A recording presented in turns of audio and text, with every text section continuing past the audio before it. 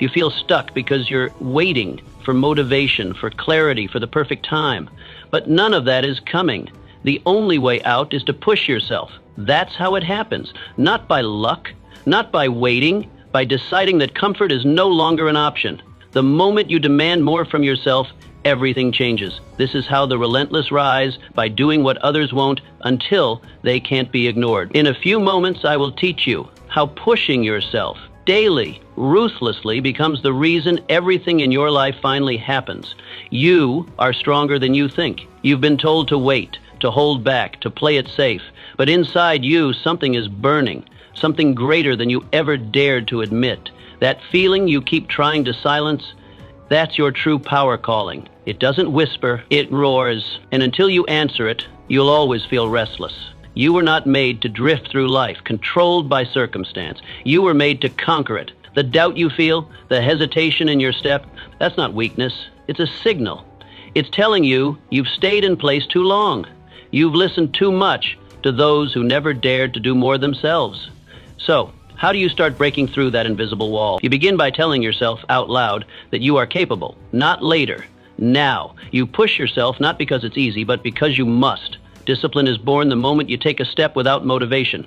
That's when real strength begins. Imagine waking before the sun while the world still sleeps. You build your mind, your body, your vision before the world even opens its eyes. You don't wait for someone to push you. You push yourself every day. Without applause, without approval. Can you see yourself doing that? Ask yourself, are you using your strength or only imagining it? Are you moving or waiting for permission? You must act. Because life will not stop for you. The opportunity you seek won't knock politely. You must drag it into existence with your bare hands. The pain of regret is greater than the pain of discipline. There will come a day, maybe years from now, when you sit alone, eyes fixed on a wall that never answers back, and in that silence, you will either feel peace or regret. That is the price. Every choice you make today, every excuse, every delay, it adds weight to that moment. Most men would rather suffer comfort than confront growth. But comfort never builds a legacy. Comfort never built a great mind or forged a great destiny. The pain of discipline is sharp, yes, but it fades. The pain of regret, it lingers, it gnaws. So what do you do with this knowledge?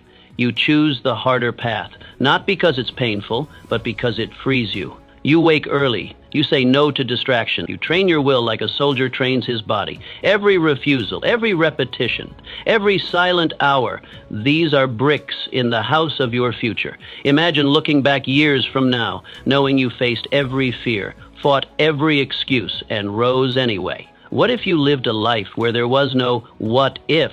What if the man in the mirror was proud of you? Why live in delay when discipline can set you free? Why run from sweat when regret will haunt you longer? Which pain are you choosing each day, consciously or not? No one is coming to save you. You were not born to rescued, you were born to rise. Every time you wait for someone to give you a break, a sign, a miracle, you surrender your power. No one is coming. Not the perfect teacher, not the perfect moment, not the perfect feeling. It's just you and your decision. The world doesn't owe you understanding. It rewards the man who acts, who builds with bleeding hands and unwavering conviction, the man who takes the bricks thrown at him and constructs his foundation. But how do you move when the weight feels unbearable? You stop asking for relief and start creating results. You take one step, then another, and another. You keep your head down and your standards high. You rise before others. You do the hard thing when no one's watching.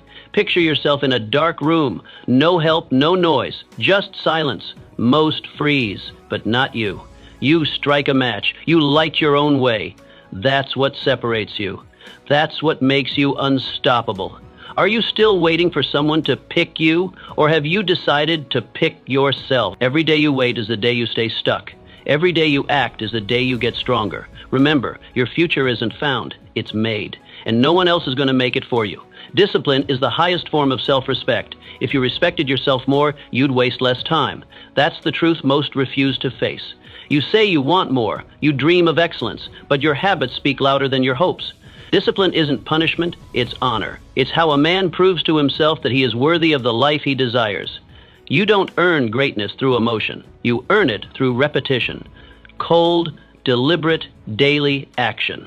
Discipline is how you remind yourself that your goals are real, that your future matters more than your feelings. How do you cultivate this fire? You make promises to yourself, and you keep them. You get up when the world sleeps. You work when your mind whispers excuses. You demand more, even when comfort is an option. That is self-respect in motion. Imagine a man who speaks few words, but every action screams consistency. He isn't loud, he's respected, not for what he says, but for what he proves daily. Could you become that man? Ask yourself, what does your day say about how much you respect your dream? What does your discipline say about the life you're building? You want to feel proud? Earn it. You want peace of mind? Build it with discipline. Nothing else will give it to you. Clarity creates power. Know what you want. A man without direction is a ship in fog, adrift, spinning, colliding with anything that moves. He may be strong, he may row with all his might, but no amount of effort matters when the course is unknown. Without clarity, he burns energy, not progress. He mistakes motion for meaning, and one day he wakes up tired, not because he worked too hard, but because he moved too aimlessly. His days blur together, his ambitions dissolve into routines. He becomes a man who survives, but never arrives.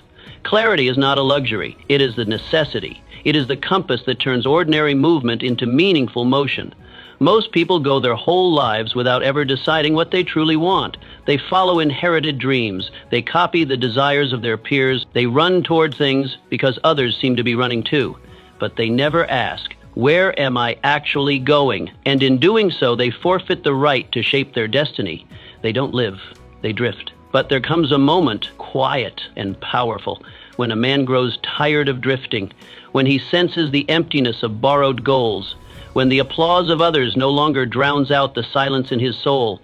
And in that moment, if he dares, he gets still. He doesn't scroll, he doesn't escape, he listens, he writes, he confronts the fog, and asks himself the most dangerous question of all. If nothing stood in my way, what would I create? What would I become? It is not an easy question. It strips away excuses, it shatters illusions, because once you name your true desire, you can no longer pretend to be lost. You can no longer blame others or wait for a sign. You must either move toward it or admit you've chosen comfort over clarity. But once you declare it, the world shifts. Your focus sharpens, your energy aligns, your actions acquire direction. Suddenly, each day becomes a brick, not scattered sand. You build, you ascend, you become the man who climbs, not the man who circles. Picture yourself standing at the edge of a mountain. The sky is wide, the path is unclear, but your destination calls. Without vision, you wander. With vision, you conquer. The man with clarity doesn't avoid struggle, he welcomes it, because he knows where he's going. He isn't shaken by failure. He isn't swayed by noise. He walks with force. He speaks with purpose. He lives with aim. So ask yourself, do you really know what you want, or have you just been reacting to life? Push yourself to decide. Push yourself to declare, because once your vision is clear, your life becomes momentum. Every choice gains precision, every step builds weight, and the man who once drifted becomes the man who arrives. Start before you're ready. You keep waiting for the right moment, for the perfect opening, for life to give you some divine sign that it's your time. You wait for the weather to calm, for the noise to stop, for confidence to strike like lightning from the sky. But let me speak to you plainly. That moment is not coming. If you keep waiting for everything to feel right, you'll still be standing in the same place 10 years from now, watching your life rust from the sideline. Readiness is a myth. It's the polished mask that fear wears to make hesitation feel smart. You think you need to be more prepared, more certain, more secure, but all that does is keep you stuck. You don't gain courage by pausing. You gain courage by stepping into the uncertainty and deciding to walk anyway. You don't become ready before the journey, you become ready in the journey, in the mess, in the mistakes, in the moments where your heart races and your knees shake and your mind screams, don't. That's where strength is forged. But how do you move when everything in you whispers, wait? You move anyway. You train yourself to act despite the discomfort. You take one step forward, not because it's perfect, but because it's possible. You write the sentence even if it's ugly. You start the workout even if it's short. You speak even if your voice trembles. You override the voice of fear with the decision to build, to become, to begin. Picture a man standing at the edge of a river. He watches the current, studies the depth, calculates the risk. He tells himself he'll cross when it's safer, when the water slows, when the sky clears, but the water never stills. The perfect moment never comes, and so he stands there, waiting, until one day he looks across and sees another man on the far side. That man is soaked, scraped, out of breath, but he made it. Not because he was braver, not because he was smarter, but because he started. Ask yourself, how many times have you let fear delay your life? How many dreams have you buried under the weight of not yet? You don't need more time. You need more courage. You need to stop worshiping comfort and start honoring progress. Because here is the truth. Action changes everything. Not thought, not preparation, not prayer without pursuit. Action. It's how you sharpen your mind. It's how you build confidence. It's how you rewrite the story of your life, step by trembling step. So, don't wait for certainty. Don't wait to feel ready. Push yourself forward because you feel afraid. Walk through that fear like it's a doorway, because it is. The man who wins is the one who acts. When it's hard, when it's risky, when it's messy, he falls, he bleeds, but he builds. And that's why he rises. You don't have time to waste. You think you have time, but you don't. That's the cruelest illusion, the softest lie you've been fed since childhood. There's always tomorrow. No, there isn't. Time is not patient. It does not pause to accommodate your hesitation. It does not slow when you feel lost. Each second that passes is a decision, a sentence written into your story, whether you chose it or not. The clock isn't a companion. It's a quiet executioner. It watches, it waits, and it takes. Every day you delay is a day that disappears, never to return. The man who succeeds, the man who shapes his life into something sharp and remarkable, is not always the most talented or the most lucky. He is simply the man who understands that time is life, nothing else. You can lose your job, your money, your home, and recover. But the hours you wasted, the mornings you slept through, the days you spent scrolling, doubting, overthinking, they are gone, irretrievable. That is the price of inaction, and it is steep. So what do you do with that truth? You stop pretending you have endless pages to fill. You stop living like you're rehearsing for the real show. This is the show. The curtain has already risen. The audience is time itself, and it demands a performance worthy of your breath. You must rise with urgency, not panic, but purpose. You must walk through your days as if they are sacred, because they are. You must treat your calendar like a battlefield, defending it from laziness, from comfort, from delay. Picture this: 2 men. Same goal, same opportunity. One wakes before the sun, locks into his discipline, refuses to waste an hour. He is tired, yes, but focused. He begins, he builds, he endures. The other man nods thoughtfully, says he'll begin when it feels right, or next week, or after things settle down. He thinks he has time. 1 year later, the first man is transformed, sharper, stronger, respected. The second man is still imagining, still preparing, still waiting. You already know who wins. And here's the hard question: which one are you? Are you truly living in alignment with your vision, or are you sleepwalking through your hours, hoping that someday life will shake you awake? Time doesn't shout, it whispers. And before you know it, decades vanish while you are thinking about it. You must treat time like gold, because it is rarer, more precious, and more fleeting. Stop trading your hours for distractions, for comfort, for hollow escapes that give you nothing in return. You cannot afford another wasted sunrise. You cannot afford to postpone the man you were meant to become. Push yourself while you still can, while your legs still move, while your mind still burns, because the future is not promised to the man who waits. It belongs to the man who moves, who dares, who acts with urgency, not recklessness, but resolve. The one who wakes up each day and says, "This is the hour. This is the moment. This is the life I build." And if you live like that, fiercely, intentionally, you won't fear the ticking clock. You'll outrun it. Nothing changes until you do. You want your life to be different. You speak it. You dream it. You even complain about how things are now, about how they should be. But when the day begins, you go right back to the same habits, the same choices, the same thoughts that built the life you say you want to leave behind. You want change without sacrifice, growth without discomfort, results without revision. But that's not how reality works. The universe doesn't respond to wishes. It responds to identity. And identity is not what you say, it's what you do over and over again. You've been taught that change comes from outside, that it arrives like a package. Unexpected, miraculous, transformative. Maybe from a new job, a new relationship, a stroke of luck. But here's the truth most people avoid. Change doesn't happen to you, it happens within you. It's not an event, it's a shift. a restructuring of who you are from the ground up. Your life doesn't bend to your hopes, it mirrors your habits. It reflects the shape of your daily choices. If your identity stays the same, your outcomes will follow. So, how do you actually change?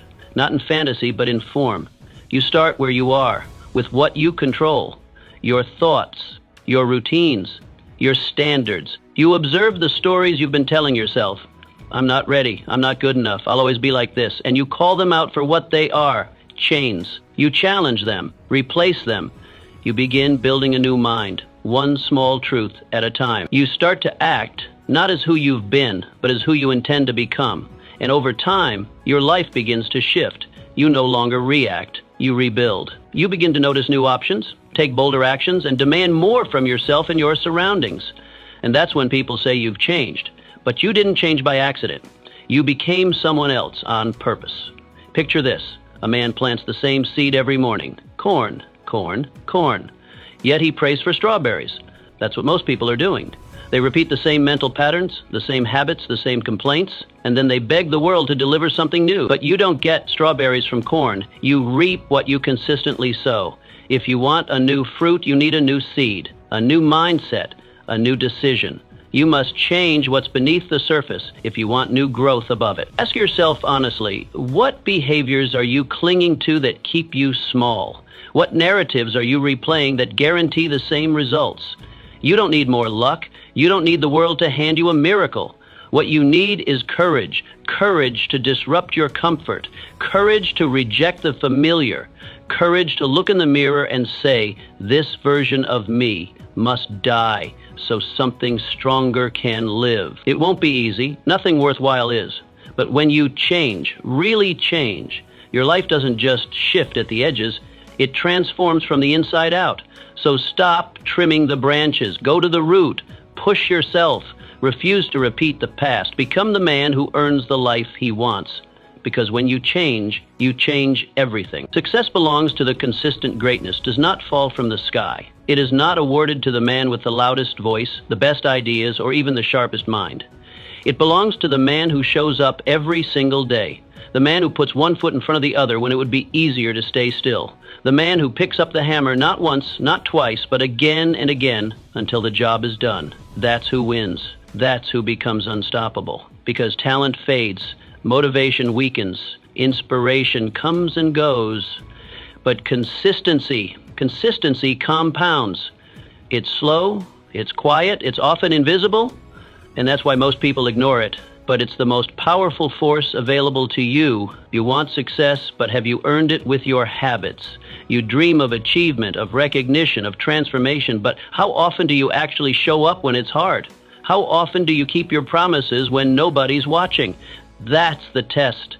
The man who is consistent doesn't need applause to keep going. He doesn't need to feel like it to do the work. He doesn't need external fuel because he's already lit the fire within. He shows up in the rain. He shows up in the dark. He shows up when every part of him says stop. And that's why he breaks through while others fade out. Consistency is not exciting. It's not glamorous. It's repetitive. And yes, it's boring, but it's the grind that builds empires. It's the slow pressure that turns coal into diamond. Day by day, brick by brick. A little progress repeated endlessly becomes something massive. That's the secret no one talks about. People are too obsessed with the breakthrough moment, the flashy success story, the overnight victory. But every overnight success was years in the making, years of doing the same work without reward, of repeating without recognition, of enduring without escape. So how do you become consistent? You stop negotiating with yourself. You remove maybe from your vocabulary. You set a standard and you honor it, no matter what mood you're in. Consistency doesn't care how you feel. It only asks one thing. Will you show up today? Will you sit down and write? Will you train even when your body aches? Will you push even when there's no fire left? If your answer is yes, and if that yes becomes your habit, then there's nothing you can't build. Imagine a man with an axe. He walks into the forest and swings once. Then he leaves. The tree stands tall. Another man swings the same axe. Not once, but daily. He doesn't talk about it. He doesn't post about it. He just shows up and swings, day after day. At first, nothing happens. Then a dent. Then a crack. And one morning, the tree falls. Not because of a final heroic strike, but because of all the strife. That's what success really looks like. Built in silence, revealed in time. So ask yourself, have you been swinging the axe daily or only when it's convenient? Do you move with discipline or only with motivation? Motivation is temporary. It's emotional. It fades. But commitment, that's character. That's power. That's how you break through. You don't need another burst of inspiration. What you need is relentless consistency. You need to push yourself when the fire is gone, when the sky is gray, when no one's watching, because that's where winners are forged. Not in the spotlight, but in the shadows. The man who starts strong is easy to find, but the man who finishes with his head down, his hands dirty, and his soul intact is rare. Be that man. Be the one who walks forward every day, no matter the weather, no matter the mood. Let others burn out with excitement. Let them quit when it's no longer fun. You keep going, and that's why you win. You must raise your standards. Your life will never rise higher than your standards. That's not just a motivational phrase. It's a law. Not your goals, not your dreams, not even your vision determines your future. Your standards do. Because a goal is optional. A dream is distant. But a standard? A standard is the line you refuse to cross, the bare minimum you will no longer accept. It's not about what you hope for. It's about what you demand from yourself every single day. You can talk about success all you want, but none of that means anything if your daily life is still ruled by low standards. If you continue to tolerate mediocrity, you will continue to live in it. If you keep entertaining weak habits, those habits will become your identity. Life will not rise to meet your hopes. It will reflect your minimums. And if your minimums are low, so will be your results. Raising your standards is not about performance. It's about identity. It's about deciding who you refuse to be anymore. It's about drawing a line in the sand and saying, that version of me is done. It's not glamorous. It's not dramatic. It's not even always visible. But it is transformational, because the moment you decide that certain behaviors, thoughts, excuses, and patterns are no longer acceptable, you shift the trajectory of your life, not through dreams, but through discipline. So what does it really mean to raise your standards? It means you stop making space for weakness. You stop negotiating with laziness. You stop letting your feelings dictate your follow-through. You choose excellence, even when it's inconvenient, even when no one is watching. You start to treat the small things as sacred. You hold yourself to a higher level, not because someone's grading you, but because you refuse to betray the man you know you're capable of becoming. Think of a man who no longer needs to be told what to do. He irons his shirt not for compliments, but because he refuses to present himself like he doesn't care. He reads not to impress others, but because ignorance repels him. He trains his body not for show, but because weakness offends him. He doesn't just seek discipline, he expects it from himself. That man doesn't need motivation. He runs on standards. And because of that, life begins to respond differently to him. Opportunities recognize him, people respect him, doors open, not because he's lucky, but because he has become someone who deserves. Now ask yourself, what are you tolerating that's quietly killing your potential? What attitudes do you let slide because it's just who you are? What excuses have you rehearsed so many times that they sound like truth? This is the uncomfortable mirror you must look into, because you cannot change what you won't confront, and you cannot rise while still making peace with the very things holding you down. Raising your standards isn't just about pushing harder, it's about expecting more from yourself in every area. Your discipline, your honesty, your effort, your mindset. It's about eliminating the gap between who you are and who you pretend to be. It's about making excellence your default, not your distant ambition. When that shift happens, life begins to bend around your expectations. People treat you differently, you speak differently, you act with conviction, and the results begin to echo your new identity. You don't rise by accident, you rise by decision, by daily declarations of what is no longer acceptable. And no, it won't be easy, but that's the price of greatness. That's the cost of building a life worth living, because once your standards rise, once you say never again to the laziness, the inconsistency, the self-betrayal, your life has no choice but to follow. Your habits rise, your mindset sharpens, your outcomes shift, not because the world changed, but because you did. Raise your standards, not someday, but now, because every day you delay is another day you train yourself to settle. And if you keep settling, you'll never know what you could have been. Be the man who decides. Be the man who refuses average. Be the man who raises the standard and never lowers it again. That is the man the world cannot ignore. Pressure reveals the truth about you. When life is calm, when the skies are clear and the path is straight, everyone seems composed. Everyone looks disciplined. Everyone talks like they're built for greatness. But those moments, those easy stretches of time, are not where real strength is revealed. They are illusions of control, not confirmations of it. Your true character, your real power, isn't measured when things are going your way. It's exposed when everything falls apart, when there is no cheer, no certainty, no comfort, when you're deep in the storm and there's nowhere to hide. That's when you meet the real you. Anyone can hold their head high when life's giving them applause. Anyone can talk about mindset when nothing's testing it. But who are you when the applause disappears? Who are you when the plan breaks, the path disappears, and doubt begins to whisper? When the results don't come? When the support dries up? When the fire is hot and relentless? That's when you find out if your discipline was real or just decorated. That's when you discover whether you've trained your mind or simply entertained the idea of strength. Pressure doesn't break you, it exposes you. It peels back the surface. It removes the mask. It shows whether your habits were built on convenience or commitment. It reveals whether your vision is just talk or something deeper, something wired into your bones. You don't rise to the level of your potential when things get hard. You fall to the level of your preparation. The ones who thrive under pressure, the ones who don't fold when life pushes back, aren't lucky. They're trained. They didn't wait for pressure to test them. They tested themselves first. So how do you become that kind of person? How do you build a mind that doesn't bend? You don't wait for crisis. You simulate it. You lean into discomfort before life throws it at you. You rehearse calm in chaos. You choose to do the hard things daily, not because you have to, but because you must. You show up even when no one's watching. You practice stillness when your emotions flare. You breathe deep when the pressure rises. Imagine a man in the middle of a storm. The sky is black, the winds roar, trees snap like twigs, the world around him trembles. But he doesn't. He doesn't scream, he doesn't panic, he doesn't run. He anchors down, he tightens his grip. His heart may race, but his actions remain steady. That is power. That is control.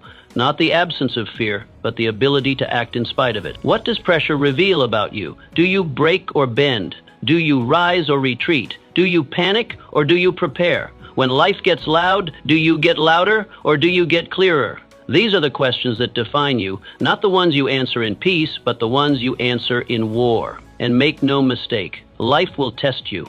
It will bring storms without warning. It will strip away your comfort and demand your and when that day comes, you won't have time to build yourself.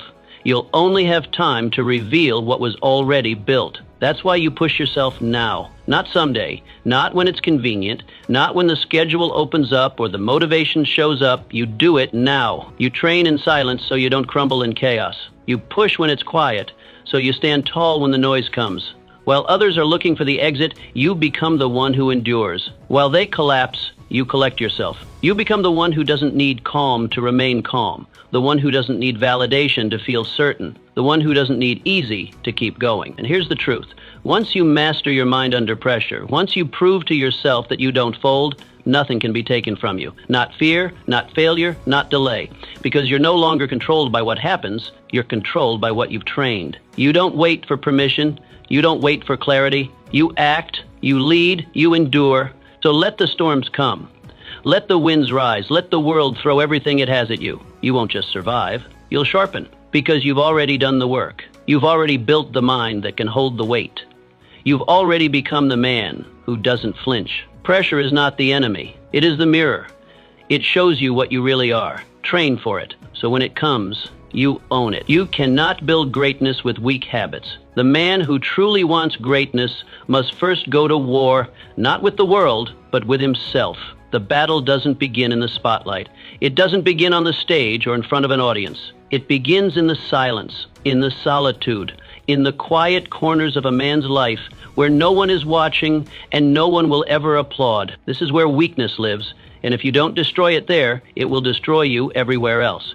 Weakness is subtle, it's deceptive, it hides not in the grand moments, but in the details, in the small, forgettable decisions you make day after day, the way you hit snooze instead of rising with purpose, the way you tell yourself just this once while letting your standards erode. You think those moments don't matter, but they do. Everything matters.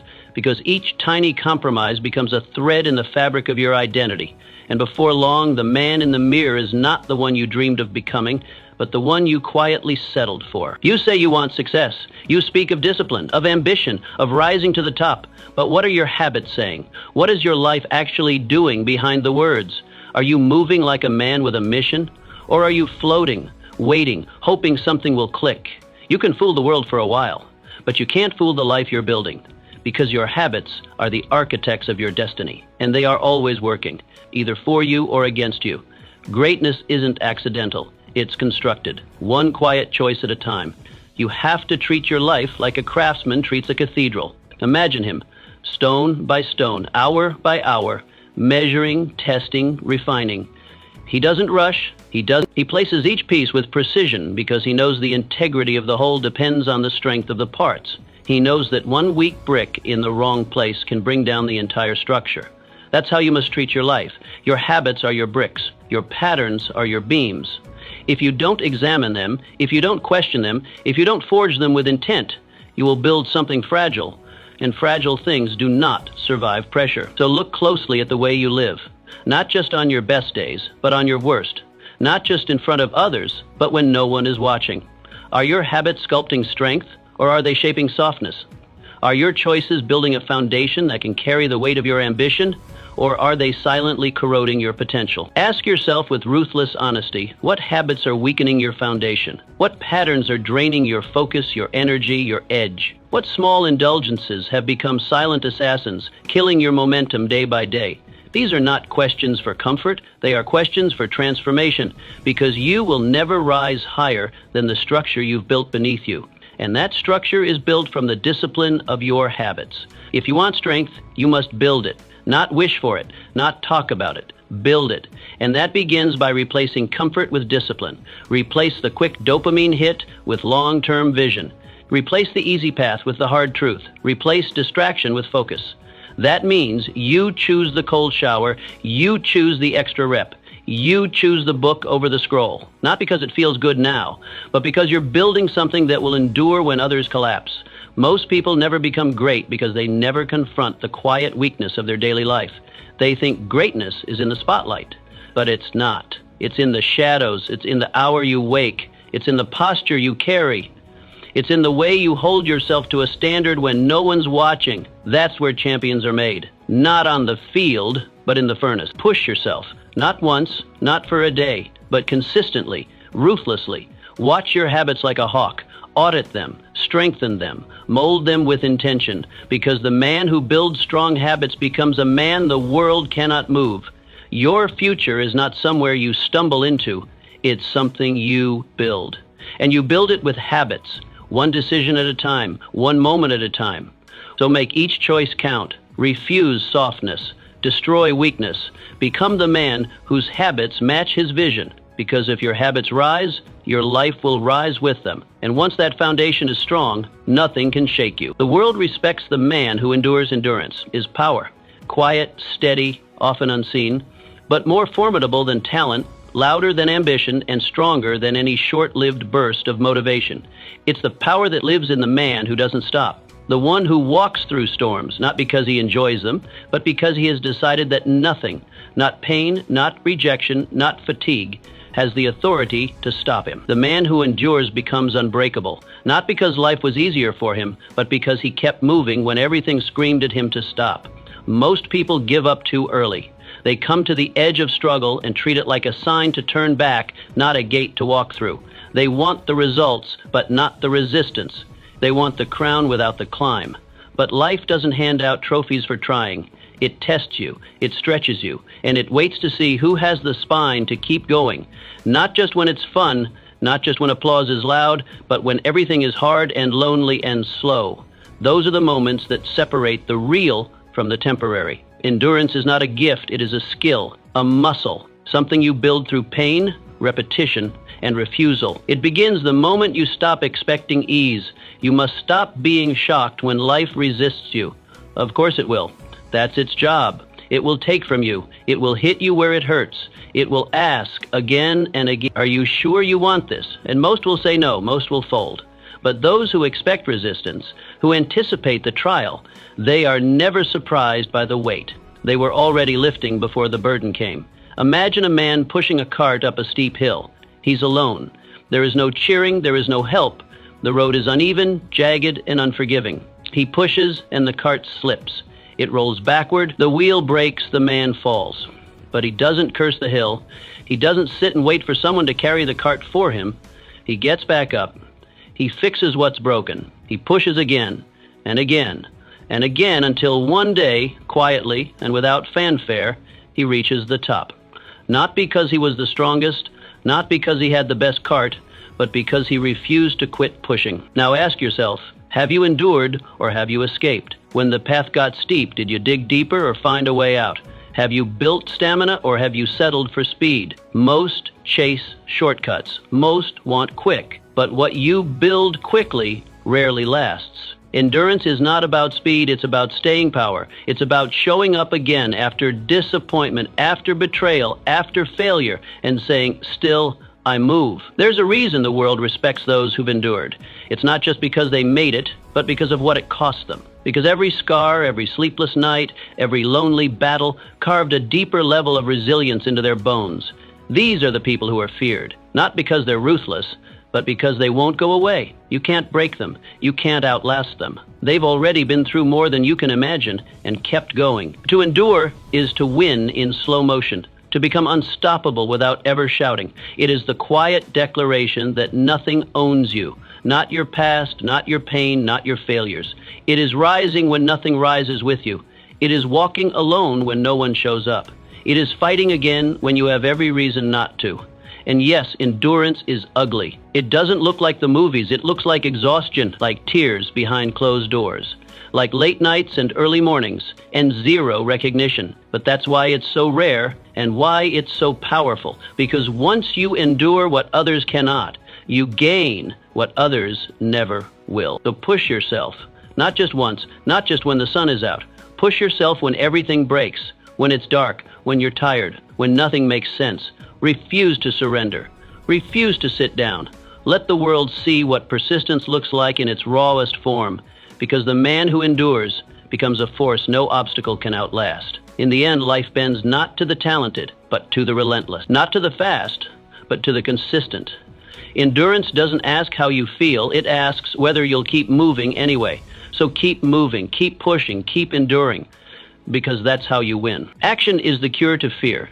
Fear is a parasite. It feeds on hesitation. It thrives in the silence between your thoughts and your actions. The longer you wait, the more it multiplies. The more you sit still, the more it whispers and twists and grows claws around your potential. Fear is not always loud. It doesn't always scream. Sometimes it just hums in the background, subtle and convincing, wrapping you in the lie that now is not the right time, that you need to think more, wait longer, feel ready. But that feeling never comes. Not the way you expect it to. Because fear doesn't leave when you think. It only leaves when you move. You've been conditioned to believe that courage is something you're supposed to feel first. That bravery comes knocking before you act. That you wait until the nerves settle, until the anxiety fades, until the perfect moment presents itself like a neatly wrapped gift. But that belief is a trap. That belief has killed more dreams than failure ever has. Because courage isn't a precondition, it's a result. It's not the fire that pushes you forward. It's the flame that ignites because you took the first step. You want to conquer fear? Stop talking to it. Stop waiting for it to soften. Fear doesn't negotiate. It doesn't bargain. It feeds on delay. You don't get past it by understanding it. You get past it by outrunning it. You overwhelm it with motion. You bury it under momentum. You take that small trembling step and then another, until fear has no room to breathe. That's how you kill it. Think about what's stopping you right now. Is it a memory of a time you failed? A voice in your head telling you you're not good enough? Is it someone else's judgment or some imagined humiliation if things don't go perfectly? None of that is real unless you give it power. Stay still, you give it more. Fear is not a wall. It only looks like one when you're standing still. The moment you lean in, the moment you reach out, you realize it's just smoke, just illusion. It has no structure, no spine, no strength. unless you supply it. Picture a man standing before a mountain. He stares at the summit, high and jagged, lost in clouds. He sees the risks, the falls, the unknown, and fear rises. His heart races, his legs hesitate. Every thought in his mind screams for safety. But then something shifts. He doesn't conquer the mountain with a scream or a leap. He simply steps forward, one foot, then another. Not fast, not perfect, but forward. And with every step, the fear that once felt massive begins to shrink. He no longer has time to overthink. He is breathing, climbing, moving, and suddenly, fear is no longer his companion. Momentum is. That's what action does. It doesn't just silence fear, it replaces it. It gives your body something to focus on. It gives your mind a new rhythm. It brings your attention away from the endless what-ifs and into the reality of what's next. Action anchors you to now. And fear can't survive in the now. It only lives in the maybe, the later, the soon. Kill that. Replace it with today. Ask yourself, what fear are you feeding with inaction? What mountain have you been staring at for weeks, months, maybe years, without taking a single step? And what would happen, honestly, if you just moved? Not leapt, not conquered, just moved. You think the first step must be perfect, grand, decisive. It doesn't. It just has to happen. Because that first step is not about progress. It's about breaking fear's rhythm, interrupting its hold, proving to yourself that you can act, even while afraid. And the truth is, fear never fully disappears. But you learn to walk with it, to stop bowing to it. You train your mind to keep going even when doubt rides beside you. Because the man who waits for fear to leave will never build anything. But the man who acts in spite of fear, he becomes unstoppable. Not because he never felt fear, but because he refused to let it sit in the driver's seat. So push yourself to act. Not tomorrow, not when it's more comfortable, today, even if your hands shake, even if your voice cracks, even if your legs feel heavy, just move. Because once you do, you'll discover something ancient and powerful. That fear was never real, it was never stone, never steel, it was only smoke. And the fire was always in you. Your environment shapes your mind, guard it. You may be strong, you may be disciplined, focused, even relentless in your ambition, but no man is immune to his environment. It seeps in, quietly, consistently, without asking permission. What surrounds you shapes you. The conversations you hear, the energy you absorb, the people you allow into your space, they leave fingerprints on your mind whether you notice them or not. Strength means nothing if you're constantly drowning in noise that dulls it. Discipline fades when surrounded by those who mock it. Fire dies slowly in a room full of wet blankets. Most men drift through life with their gates wide open. They let in everything and everyone, every opinion, every distraction, every shallow voice. They think they're being open-minded, but what they're really doing is surrendering their soil to anything that walks by. And then they wonder why they feel scattered, unfocused, unmotivated. A man on a mission cannot afford to live that way. He must be intentional about every voice, every vibration, every piece of input that enters his mind. Because the truth is, your environment is not passive. It's a force, a shaper, a sculptor. If you spend your days among the lazy, the faithless, the small-minded, don't be surprised when their thoughts start becoming yours. If you surround yourself with people who tolerate mediocrity, you'll soon start finding excuses for your own. Energy is contagious.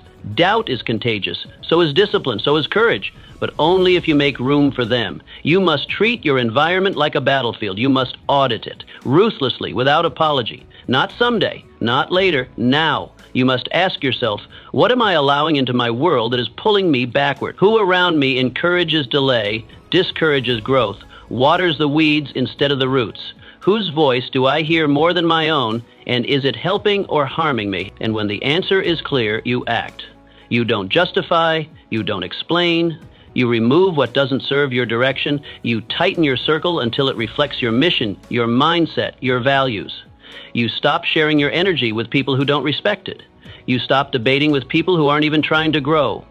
You stop being available to the opinions of those who aren't building anything, because every time you allow them into your space, you weaken your edge. Picture a farmer growing rare fruit that can't be found anywhere else. He doesn't just scatter the seeds and hope. He protects the soil. He clears the weeds. He watches for pests. He builds fences and guards the crop because he knows the value of what he's growing. He knows that one bad storm, one careless infestation can ruin an entire season. So he becomes a guardian, not just a grower. you must become the same. You are growing something rare. Maybe it's a vision no one else sees. Maybe it's discipline in a world that glorifies ease. Maybe it's faith in a time of cynicism. Whatever it is, it's precious. And it cannot thrive in toxic soil. It cannot blossom in polluted air. You must protect the conditions that feed your growth with the same intensity you bring to your goals. So ask yourself, what have you let into your mental garden that should have been cast out long ago? What conversations have you accepted as truth when they were only fear in disguise? What noise have you mistaken for wisdom just because it was loud? These are not small questions. They are the ones that determine whether your path will lead to transformation or stagnation. To be truly powerful, you must be selective. Not arrogant, not dismissive, but aware. You must treat your mental space as sacred, because it is. Everything flows from there. Your choices, your emotions, your habits. If the foundation is poisoned, don't be surprised when the structure collapses. That's why you must shape your surroundings like a sculptor-shaped stone, every inch deliberate, every detail examined, every addition questioned. Because greatness does not grow by accident. It grows in the quiet, curated space where nothing exists but vision, focus, and fire. Push yourself to protect that space. Stop being casual with your attention. Stop handing out access to people who haven't earned it. Start curating your life like a work of art, because that's what it is. Build walls, not to hide, but to fortify. Plant gardens, not to impress, but to nourish.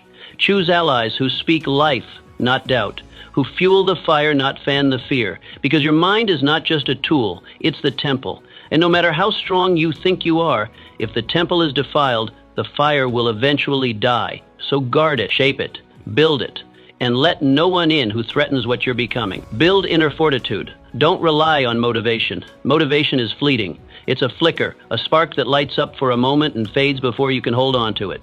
One day it roars in your chest, and the next it vanishes like smoke in the wind.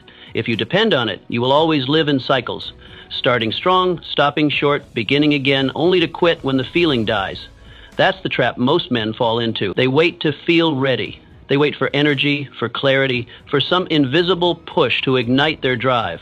But the men who build something lasting, empires, legacies, unshakable strength, don't wait to feel like it. They move anyway. They understand a truth most avoid. Motivation is a luxury. Discipline is a necessity. There will be mornings when your eyes are heavy, when your limbs protest, when your heart isn't in it. Afternoons when everything in you wants to give up, when your passion feels buried beneath exhaustion or doubt. There will be days when you don't feel powerful or certain or inspired. And in those moments, the question is not what do you feel like doing, the question is what did you say you would do? Because that's the difference. That's the line. The weak move when it's easy. The strong move because they decided. That is the backbone of real power, inner fortitude. It's not about external hype or momentary excitement. It's about showing up when there's no audience, no fanfare, no energy, just you, the silence, and the weight of your word. And the only thing standing between you and regret is your ability to act anyway. So how do you build that kind of strength? You start by keeping promises to yourself, small ones first. You say, I'll train today, and you do it. Even if it's raining, even if you're tired, even if your mind tries to bargain for rest. You say, I'll write, and you write, even if it's only one sentence, even if you hate every word. The point is not perfection, it's repetition. Every time you follow through, especially when it's hard, you etch a line of steel into your character. Each act of discipline tightens your spine. Each choice builds the architecture of a man who does not flinch. Imagine a soldier on the battlefield. The rain is relentless. Mud weighs down every step. The noise is deafening. The mission brutal. But he doesn't pause to ask if he's in the mood. He doesn't wait for clarity. He marches. Because his commitment is stronger than his comfort. Because the mission is bigger than his mood. And you must ask yourself, can you move like that? Are you only productive when inspired? Do you only act when the wind is behind you? Or do you move forward regardless because your word means more than your feeling? This is where most men fail. They think discipline is just a routine, but it's not. It's a belief system.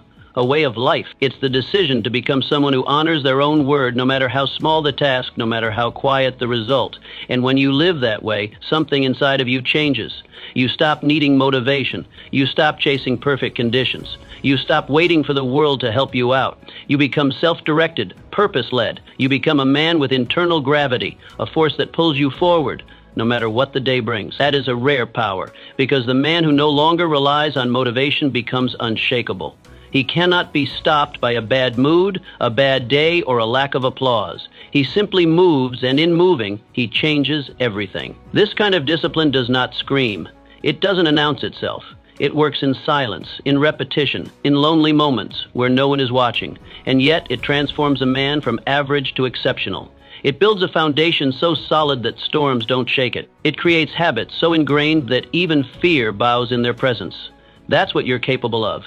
If you stop waiting for motivation to carry you and start becoming the man who moves without it. Let others chase feelings. Let them postpone progress until their heart feels right. You build your strength in the absence of emotion. You do the work when it's dry, when it's dull, when it's the last thing you want to do, because that's when it matters. That's when it counts. That's when your future is being carved. Quietly, without fanfare, one disciplined act at a time. Push yourself beyond motivation. Let that be someone else's fuel. Yours is deeper. Yours is forged in commitment. Yours is written in grit. And that kind of fuel, that kind of drive, it doesn't burn out. It only grows. Be ruthless with excuses. Every excuse you keep is a chain, an invisible tether wrapped in comfort disguised as logic, whispered like a lullaby. It strokes your ego, tells you it understands, tells you you're doing your best, but in the same breath, it quietly robs you. Excuses are thieves with gentle hands. They don't storm in and ruin you. They lull you to sleep while your future slips out the back door. You say you don't have time, but look closer. How many hours have you spent numbing your mind with empty distractions, scrolling through meaningless updates, chasing conversations that go nowhere? You say you're too tired, but your energy still finds its way into things that don't build you, don't challenge you, don't serve you. Time isn't the problem. Energy isn't the problem. The problem is what you choose to protect. And most of the time, you protect your comfort at the cost of your calling. Excuses are not reasons, they're masks. Escape hatches for the undisciplined. Elegant justifications that allow you to avoid the hard thing without feeling guilty about it. They sound good. They sound logical. That's why they survive. But logic isn't truth. And when your life starts to decay from the inside out, it won't be because of a lack of talent or opportunity. It'll be because you dressed weakness in the clothes of reason and called it wisdom. The man who pushes himself, the one who builds something real, refuses to argue for his limitations. He doesn't debate whether his excuses are valid. He doesn't coddle his fatigue or elevate his fear. He faces the truth head on, brutal, unfiltered. He holds the mirror up and doesn't flinch. That's what makes him dangerous. Not that he has more time or less pain, but that he refuses to lie to himself. Excuses are clever. They wear many faces. I'm not ready. Now's not the right time. I don't know where to start. But underneath all of them, you will always find the same root: fear. Fear of effort. Fear of exposure. Fear of changing the version of yourself you've grown used to. That's the real reason most men never evolve. It's not that they lack potential. It's that they've become loyal to their excuses. So how do you kill those excuses? You expose them. Drag them out of the shadows. Question them like a hostile witness. Don't accept them at face value. Interrogate them. Ask yourself, is this actually true, or is it just easier to believe? You hold them in your hand like a weapon that's turned against you, and then you move. Not around them, through them. You do the opposite of what the excuse tells you. If it says rest, you work. If it says wait, you begin. If it says you can't, you prove that you can. Picture this. A man stands at the base of a towering mountain. The climb is steep. The weather is unforgiving. One man looks down at his boots and says, they're not good enough. Another looks at the sky and says, it might rain. Another checks his age, his past, his pain, and says, I missed my chance. Then one man walks forward. No speech, no perfect plan, just bloody feet, bruised hands, and a relentless step. That's the man who changes things, not because he had no excuses, but because he burned them all. Now ask yourself, what's your excuse, and what has it already cost you? How many chances have you let slip because it was easier to delay? How many days have you lost waiting for a perfect moment that never arrived? What have your excuses stolen from your future? Your health, your progress, your strength, your peace? If you want to build a life of power, of clarity, of purpose, you must declare war on your excuses. You must tear them down one by one. You must be ruthless, because excuses will not simply vanish. They grow like weeds. If you don't rip them out, they'll multiply, and soon they'll bury you. Not in one dramatic collapse, but slowly, silently, year after year, until one day you look around and realize your potential has rotted beneath your comfort. Tell the truth, not the version that makes you feel good, the one that makes you move. Stop shielding yourself from responsibility with phrases that sound intelligent but keep you small. Start treating your word like law. Start showing up not because you're ready, but because you refuse to give your excuses another inch. Because this is the truth most won't say aloud. Your life is not held back by a lack of motivation or resources or guidance. It's held back by the lies you keep telling yourself. And until you burn those lies to the ground, nothing will change. No strategy will save you. No goal will lift you. So light the match and let your excuses burn. Purpose is the only fuel that lasts. Without purpose, you will fall. Not always suddenly, not always with a loud crash. Sometimes it's a slow drift, a quiet collapse, a silent erosion of drive and direction. One morning you rise with fire, the next you move like fog. One day you care, the next you can't explain why you're even trying. Because effort without meaning dries out. It becomes a burden, a chore, a performance without a script. And eventually, even the strongest man breaks under the weight of empty action. Purpose is the only thing that keeps the flame alive when everything else goes cold. Don't mistake purpose for a motivational slogan. Don't confuse it with a goal on a list or a dream scribbled in the back of your journal. Purpose is not decorative, it's foundational. It is the fire that burns beneath your discipline, the engine beneath your actions. When your body is tired, when your mind is fractured, when the results are nowhere to be seen, purpose is what makes you take the next step anyway. Not because it's easy, not because it's fun, but because it matters. The man with purpose moves differently. He walks into the day with certainty. He trains with intensity, not for attention, but because something inside of him demands it. He doesn't need applause. He doesn't need eyes on him to validate his effort. He moves with conviction. Every rep, every word, every decision is a brick in something greater. He is building more than a routine. He's building a legacy. He doesn't chase shortcuts because he understands that depth can't be rushed. He works as though every detail holds weight because to him it does. Purpose makes pain tolerable, not because the pain lessens, but because it's no longer empty. When you suffer without a reason, the suffering feels like punishment. But when you suffer for something, the same suffering becomes fuel. It deepens your resolve. It sharpens your vision. That's why the man with purpose can outlast everyone else, not because he's immune to pain, but because his pain has a place, a reason, a direction. So how do you find this purpose? You don't find it in the noise. Not in the advice of others, not in comparison, not in the world's definition of success. You find it in the silence. You find it by sitting alone with your own truth. No filters, no distractions, just you and the question that cuts through all illusions. What am I willing to suffer for? Not what you want, not what looks good on a vision board. What are you willing to bleed for? What do you believe in so deeply that discomfort becomes irrelevant? Because that is where your purpose lives. It lives in the thing that you can't walk away from, even when it hurts. The thing that keeps you up at night. Not with anxiety, but with urgency. It's the reason you rise before the sun, the reason you keep moving even when the path is uphill and the reward is invisible. Imagine this, 2 men building a wall. One is paid by the hour. He waits for instruction. He checks the clock. He does the minimum. The other isn't working for a wage. He's working for a vision. He sees beyond the bricks. He sees the castle in the dust. Every stone he lifts is sacred. Every moment matters. One is surviving, the other is creating. That is the difference purpose makes. So ask yourself, why do you rise each morning? Is it for show, for approval, for fear of falling behind? Or is it for something deeper, something solid enough to hold you steady when everything else shakes? Purpose gives your life a center, a spine, a compass. When others are lost in distraction, you stay the course. When others seek comfort, you embrace challenge, not because you're better, but because your vision leaves no room for mediocrity. And when the world tells you to slow down, to back off, to play small, you look inside and remember the reason you began. Push yourself to connect with that purpose. Don't just write it down, live it. Let it bleed into everything you do. Let it guide your steps and strengthen your will. Let it become the standard that all your actions must answer to, because when your purpose is clear, your path is lit, even in the dark. When your purpose is rooted, your sword is sharp, even in battle.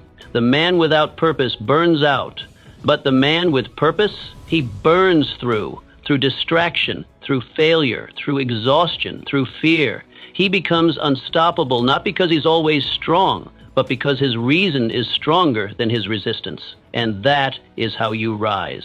Not once, every day. Stop. Begging for confidence, earn it confidence, is not something handed to you. It isn't gifted through praise or built by the soft pat on the back of encouragement. It's forged in fire, in repetition, in the quiet spaces where no one is watching. It's earned, not through noise, but through action, through conquest, not compliments. You don't wake up with belief in yourself because someone said you should. You wake up with belief in yourself because you know what you've done. You've fought, you've followed through, you've bled and finished. And that history, your own private ledger of discipline and resilience, is the root of real confidence. Most men walk through life starving for permission to believe in themselves. They look around, searching for approval. They ask, "Do you think I can?" as if the world's opinion can replace their own record of proof. But that question must die. It is weakness disguised as humility. Replace it with a command, "Watch me prove it." Because in the end, no one truly believes in the man who doubts himself. They may smile, they may nod, but belief is reserved for the man who has already proven he doesn't need it. And once you become that man, once you start moving without permission, you'll discover something powerful. No one can doubt you when you no longer doubt yourself. Confidence is not loud. It's not arrogant. It doesn't have to announce itself. Confidence is built in the quiet, in the shadows.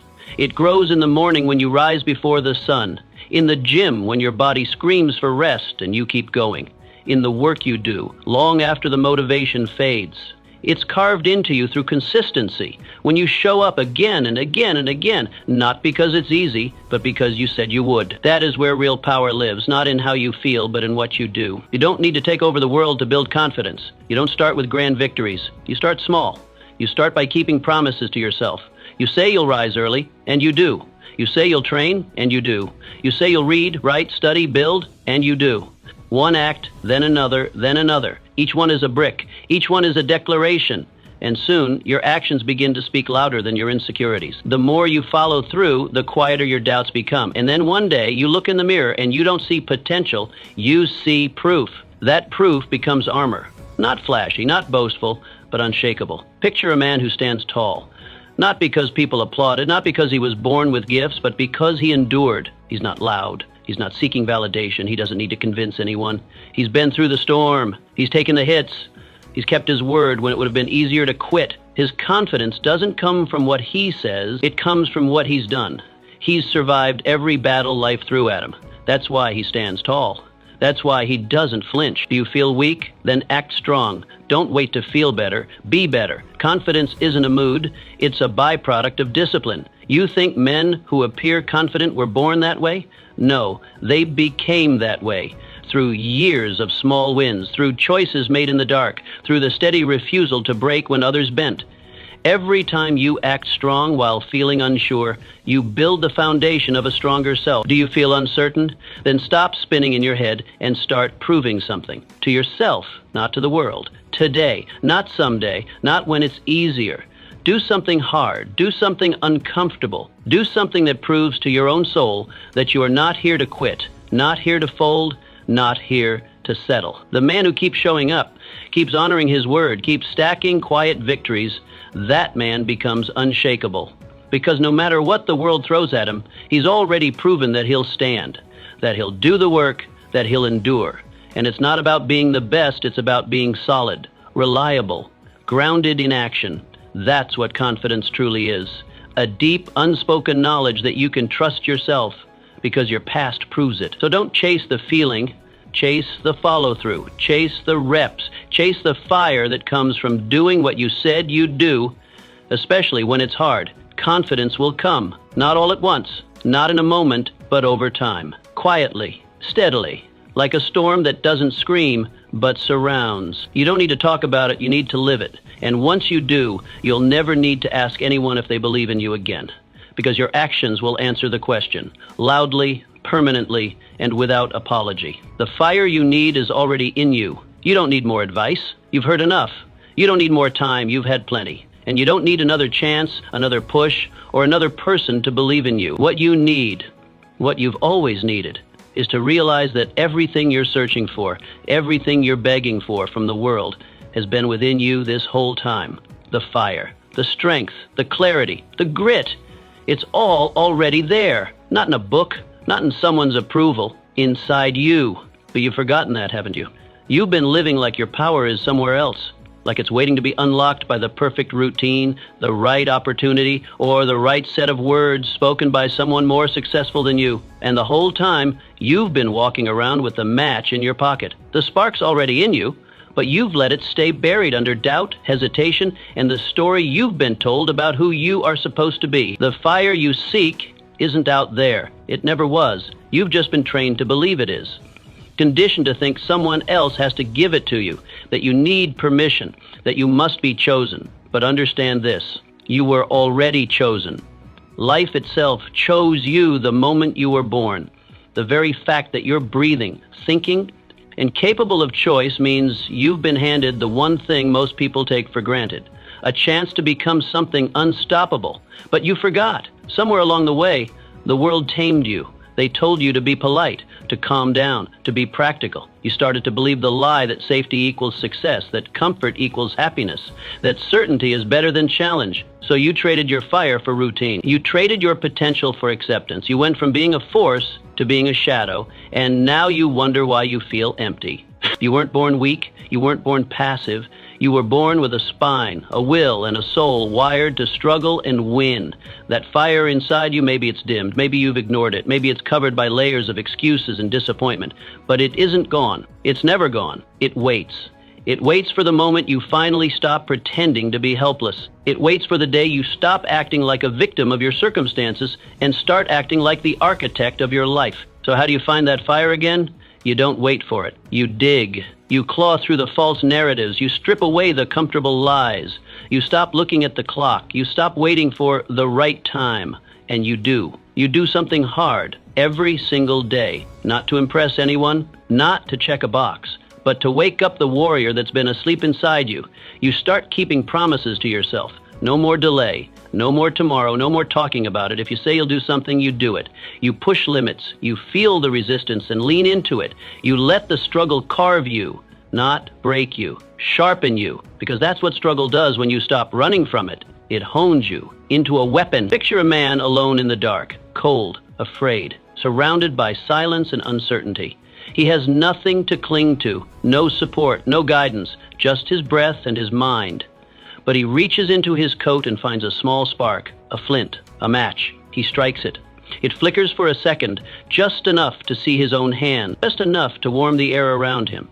And in that moment, everything changes. Not because the fire was handed to him, but because he lit it himself. That's you, right now. You're holding the match, but will you strike it, or will you sit in the dark and hope someone comes along to light it for you? You have to choose. You can keep waiting, keep pretending, keep blaming everything outside yourself, or you can remember. Remember who you were before the world softened you, before you started filtering your words, your fire, your movement to fit in. Remember the version of you that wanted to build, to conquer, to rise, not the tired version, not the passive version, the warrior, the builder, the fire starter. He's still there, and he's waiting for you to wake him up. Because here's the truth. The world will not give you your fire. It's not going to deliver you purpose on a silver platter. No one is coming to rescue you from doubt. You carry what you need. You carry the flame. Always have. Push yourself to remember that. Push yourself to act like that. Don't beg for motivation. Don't scroll for inspiration. Look in the mirror. That's your reminder. That's your ignition. Start with one act, one decision, one promise kept. Strike the match. And then watch what happens when you stop waiting and start burning. You don't need more. You need to remember what's already yours. Confidence, fire, power. It's not out there. It's in your blood, in your bones, in your breath. You were always the fire starter. Now light the damn flame. Keep pushing when no one claps. You say you want to be great. You talk about it with conviction. You imagine the results, the rewards, the recognition. But the question is not whether you want greatness.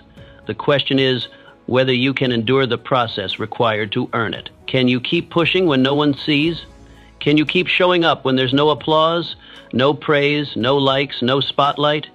Just silence, because that's where greatness lives, in the dark, in the quiet, in the repetition no one celebrates. Most people can sprint when the lights are on. Most people can shine when the audience is clapping, but most people stop when the noise fades. They work hard when they're noticed, then fade into comfort when they aren't. They say they want success, but what they really want is attention. They're addicted to being seen, not to becoming excellent. But the ones who rise, the ones who actually become something unshakable, they learn to keep working in the dark. They don't need eyes on them to validate their grind. They don't need public confirmation to keep their discipline intact. They work when it's lonely, when it's cold, when it's thankless. And that's where their edge comes from. Not talent, not luck, but consistency without audience. Your results won't come from the days you feel celebrated. They won't arrive after a standing ovation or a perfect day. They'll come from the mornings when you didn't feel like it, but still did it. The nights when your body wanted rest, but you chose to finish. The afternoons when the world forgot you, but you remembered your mission. These are the bricks that build a fortress no storm can touch. You want admiration? Earn it in silence. You want respect?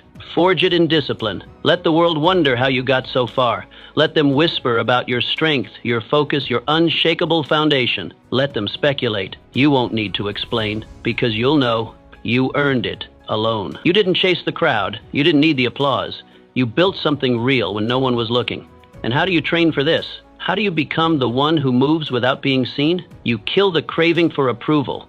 You bury the need to be praised. You don't pretend that applause is worthless. It feels good, but you decide that it's not necessary, that you can move without it, that you can grow without someone telling you you're doing a good job. You make the work sacred. You fall in love with the process, not the performance, the effort, not the ego. You begin to understand something few ever do, that the reward is not the recognition. The reward is what you become in the process, stronger, sharper, clearer. The kind of person who doesn't flinch when it's hard. The kind of person who doesn't break when it's quiet. The kind of person who knows their power because it wasn't handed, it was carved, day by day in private. Picture this. A man digs a tunnel beneath stone, inch by inch, day by day. His hands are blistered. His muscles ache. No one sees him. No one applauds. No one believes in what he's doing. But he keeps going. He doesn't stop to prove his effort. He doesn't broadcast his struggle. He just digs. One day, a beam of light breaks through. He emerges into the open. The world sees the result and calls him an overnight success. They say he came out of nowhere, but he knows the truth. It took everything. It took years of sweat, silence, and sacrifice. It took a level of commitment that cannot be explained, only lived. Are you willing to be that man? Are you willing to be ignored while you build? Can you withstand the silence without falling into self-pity? Can you train when it's boring? Can you stay focused when no one's clapping? Because that's the price, and most aren't willing to pay it. But if you are, if you push yourself anyway, then you become something rare, something unstoppable. You stop waiting for cheers. You stop begging for validation. You stop needing the world to believe in you before you believe in yourself. You move with purpose. You execute without recognition. You let your results speak for you in time, and they will. The longer you go unseen, the more powerful your breakthrough becomes. Because when it comes, it won't be noise. It'll be thunder. The world won't just notice you, they'll feel you. But only because you put in the work they never saw. So keep digging, keep showing up, keep pushing, even in the silence, especially in the silence. Because that's where the real ones are made. Not on stages, but in solitude. Not through hype, but through hunger. You say you want to be great, prove it when no one's watching. Decide right now you're all in. There's a moment when everything changes. You may not notice it as it's happening. There's no drum roll, no triumphant music swelling in the background, no crowd watching, no cinematic moment to announce its arrival, but it happens just the same, and when it does, it marks the death of who you were and the birth of who you could be. It's quiet, yes, but it's final. It's the moment you decide, I'm all in. Most people never reach that moment. They flirt with the idea. They talk about commitment. They dress themselves in the language of discipline and desire. But deep down, they've always left the back door unlocked. They've kept a life raft nearby just in case. They say they want to transform, but they keep options open. Always 1 foot in, 1 foot out. Always a little hesitation in their step. They don't jump. They lean, glance, tiptoe. And that's why they stay stuck. That's why change never takes root. Because nothing lasting is built on maybe. If you want to become someone different, really become, you can't afford to live in the middle. The middle is the land of excuses, of broken promises, of comfort dressed as wisdom. The middle is the graveyard of potential, the place where dreams go to die slowly. And if you want to escape it, there's only one way out. Commitment. Complete, unshakable, irrevocable. It starts with a decision. A real one, not the kind you announce with excitement only to abandon when the mood fades, not the kind you post about to feel accountable to strangers online. A decision that happens in private, that begins in your chest, in your bones, and echoes in everything you do from this point forward. A decision that says, I'm done being half-built, I'm done entertaining escape, I'm done with maybe, I go all in, or I don't go at all. Burn the bridge behind you. Tear down the safety nets. Let the old version of you dissolve. That version, the hesitant one, the cautious one, the one who always needed one more sign, is gone. You don't need more signs. You don't need more time. You need conviction. So, how do you step into that place? How do you live like you're all in? You start by facing your life as it is. You stop avoiding the uncomfortable truths. You take a cold, unflinching look at where you've been playing small, where you've been stalling under the illusion of being smart, being safe, you name the patterns. You admit where you've allowed fear to make your decisions, and then, without waiting for permission, you say enough. You tell yourself that the old way ends here, that from this point forward you are either all the way in or you're out. This decision is not just symbolic. It demands action. It demands change. You stop talking about goals and start executing. You stop waiting to feel ready and move anyway. You remove the language of hesitation from your vocabulary. Words like maybe, try, someday, we'll see, they no longer belong to you. You speak only in absolutes. You train, you build, you execute. Not once, not when it's convenient, daily. Because that is what all in means. It means your commitment is louder than your excuses. Picture a man standing at the edge of a cliff. The wind is howling. Below him lies the unknown. It's dark, uncertain, full of risk. Behind him is the old life, the one that kept him small, that kept him safe, that kept him unfulfilled. He doesn't have much time to think. He doesn't have the luxury of overanalyzing. He can leap or he can live with regret. He doesn't know where he'll land. He doesn't need to. He just knows he can't go back. So he tightens his jaw, steadies his breath, and jumps. Not because he's fearless, but because he's done waiting. That's what it means to be all in. To leap into effort without the promise of immediate reward. To trust that the strength you need will reveal itself only after you commit. And to understand that hesitation is the enemy. That every time you pause, stall, or backpedal, you're feeding the part of you that wants to stay small. So ask yourself honestly, what are you still clinging to that's keeping you stuck? What excuse, what fear, what false logic are you holding on to like it's protecting you? And how much longer are you willing to let it control your life? You already know what you need to do. You've known it for a long time. The only thing that's missing is the decision to do it fully. Not partially, not for a few days, not until it's hard. Fully, relentlessly, like your future depends on it, because it does. Push yourself to decide right now, not later, not after you think about it, not when the timing feels better. Right now. Tell yourself with clarity, I'm done with hesitation. I'm done with being half committed. I'm all in. Say it until it stops being words and starts becoming identity. And then act like it. Move like it. Live like it. Wake up every morning with that decision burning in your chest. Not for approval, not for applause, for you. Because the man who is all in doesn't need recognition. His results speak for him. His focus intimidates. His commitment reshapes his world. Once you decide truly, fully, deeply, You unlock a version of yourself the world has never seen. And once he's out, once he's awake, once he's in motion, nothing can stop him. Be that man. Be all in. No one's coming to save you. No one's handing you your dream. It's on you. Every step forward, every inch gained will be because you pushed yourself. So stop waiting, stop wishing, start moving. Discipline over doubt. Action over excuses. Because the life you want isn't built by chance, it's built by force.